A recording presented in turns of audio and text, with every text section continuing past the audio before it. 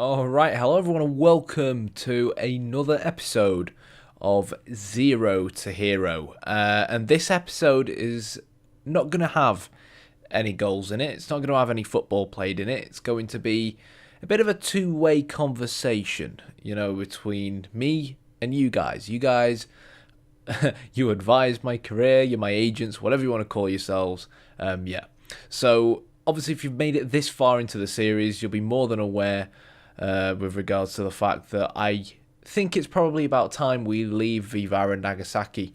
As a team, we're probably not going to achieve much more. We're always going to be competing in the bottom half of the table.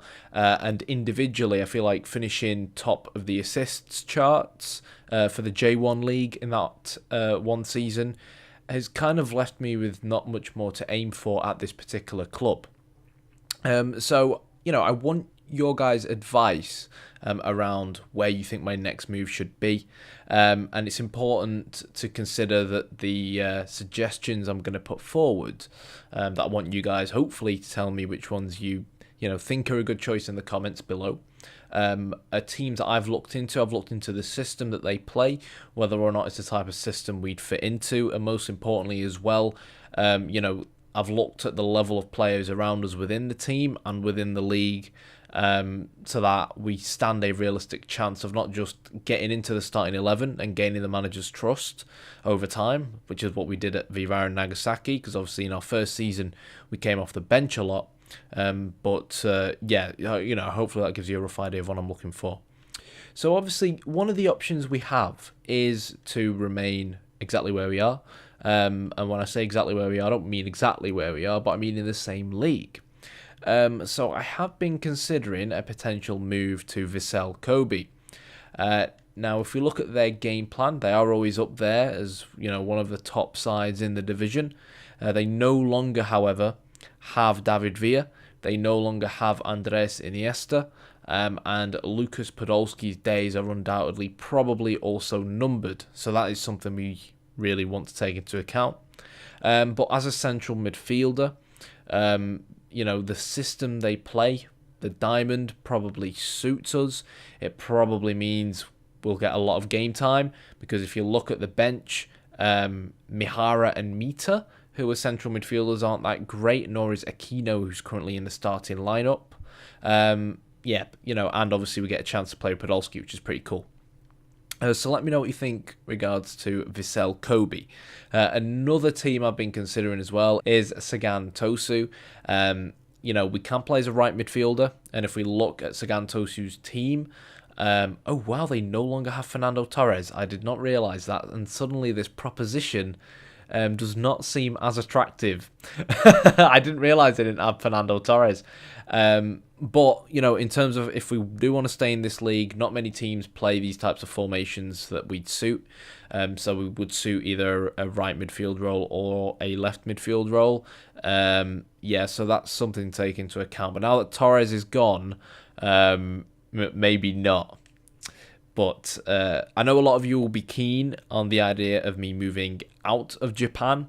So another league that we should take into consideration is, if I can find it, the Liga NOS, the Portuguese league. And there's quite a few teams where we would potentially fit in quite well. Obviously, it's not going to be one of the stronger teams, but if we can go to a different country with a slightly higher level of opposition and teammates and improve, and maybe, finish top of the assist charts in another division where it's going to be tougher with the likes of Porto and so on, and Sporting, then that can be, our next kind of aim. And it's a good step up, I think, from the Japanese league.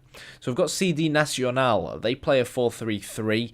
I feel like if I train myself to be either a right wing forward or a left wing forward, supplement that to the fact that I can also play central midfield, and that the only central midfielder they have on the bench is 62 overall, I do kind of feel like they played the right type of system for us, and our rating, could fit in quite well given the teammates alongside us, which hopefully means we'd be able to break into the first team. So let me know what you think about Nacional.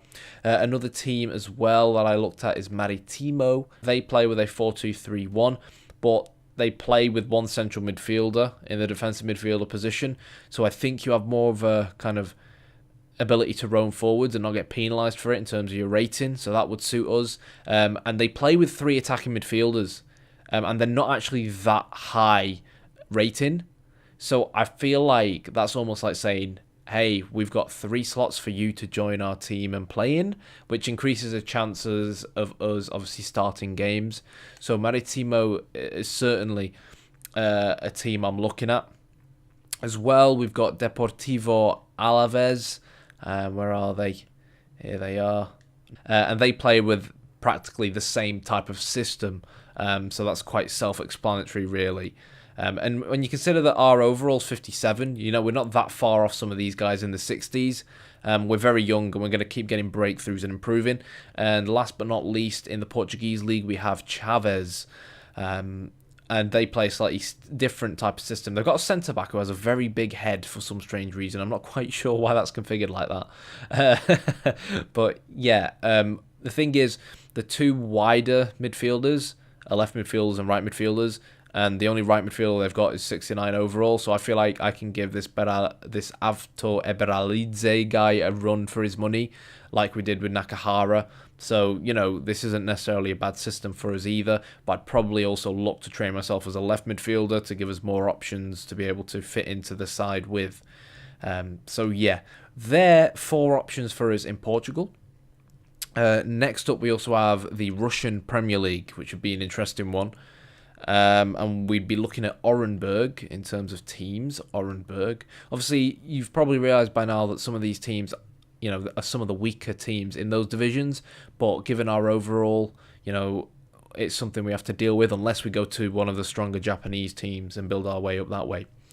So for a 5-4-1 system going on here, I don't think it'll be as bad as the 3 at the back formation we had at Nagasaki, because we actually play with a right back and left back here.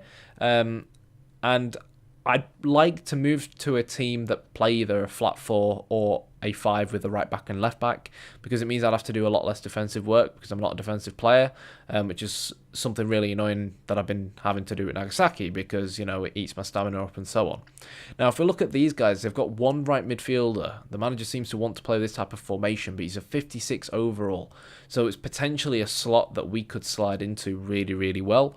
But it also raises the question of whether or not we want to go to the Russian Premier League. But it would certainly be interesting, and an interesting twist in our tale. So let me know what you think. And the other team I have been considering in Mother Russia is Ural. So again, they play with a 4-2-3-1 with 1 central midfielder. Not many midfielders on the bench, so we could potentially slot in somewhere in one of these sides. And you need to bear in mind as well that I might end up putting transfer requests into a couple of the sides that we've seen so far, and some of them may say no, some of them might not be interested in my services. So that's why I've got a lot of kind of backup and contingency teams. Next up, we have the SPL, and I looked at a couple of teams, actually, but it seems like a lot of the teams in the SPL nowadays seem to play 3 at the back. Some I'm looking to avoid for obvious reasons. So Dundee are a team I've been considering. They're 1.5 stars, so they're quite weaker than some of the Portuguese sides and so on that we were looking at. But, it could be an opportunity for us. And the SPL puts us one step closer to, that championship level, the England leagues, which is essentially where we want to end up.